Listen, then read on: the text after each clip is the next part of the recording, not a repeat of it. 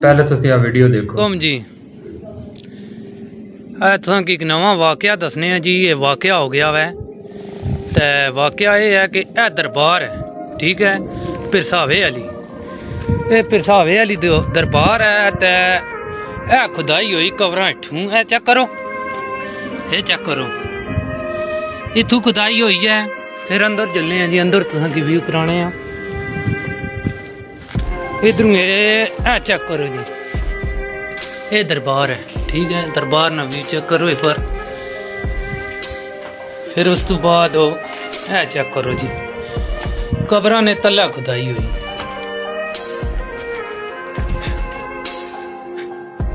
ए cover है ते ए check करो खुदाई हुई कबरां।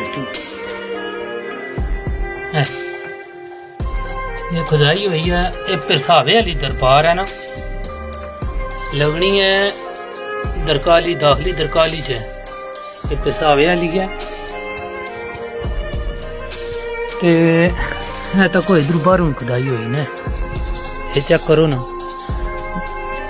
लोगों कबरों की नहीं बख्शने पे ना, ये हालत हो गई है। चेक करो, पाकिस्तान दरबार इदां ही बनते हैं। इन्हें अखा ना देखा होया काम ते रस्ते दे विच एक जगह ते ना सिर्फ बैरान जिहा दड़ी जी पई सी, उत्ते कोई शै नहीं थी, एक दो कबरां सी। यकीन जानो कि किसी ने ना उत्थे लाल झंडा हरा बन दिता, हरा झंडा ते लाल दो चार झंडियां बन दित्तियां।